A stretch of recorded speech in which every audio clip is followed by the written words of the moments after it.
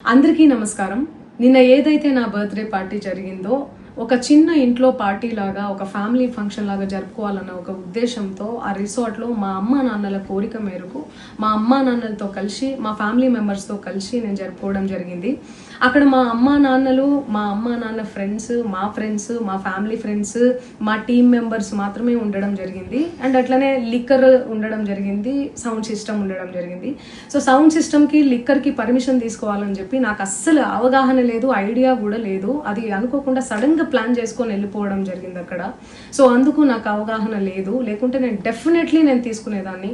నాకు అసలు గైడెన్సీయే లేదు. ఎవరన్నా గైడ్ చేసినా కూడా నేను పర్మిషన్ తీసుకునేదాన్ని, లేకపోతే నేను ఎందుకు ఇలా తెలిసి చెయ్యను కదా.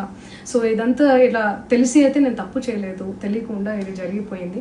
అండ్ అక్కడ లోకల్ లిక్కర్ తప్ప అసలు వేరే ఏ ఇతర పదార్థాలు, మత్తు పదార్థాలు కానీ వాడడం అసలు జరగలేదు. అక్కడ దొరకలేదు కూడా, పోలీసులు సెర్చ్ చేసినా కూడా.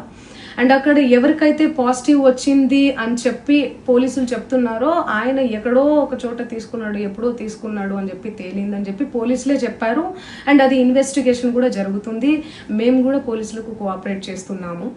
అండ్ నేను ఎందుకు ఇలా చేస్తాను, అసలు నాకు తెలిసి ఎందుకు చేస్తాను, మా అమ్మా నాన్నలతో దట్టు మా అమ్మా నాన్నలు పెట్టుకొని ఇలాంటివి నేను ఎంకరేజ్ చేస్తానా, ఇలాంటివి చెప్పండి.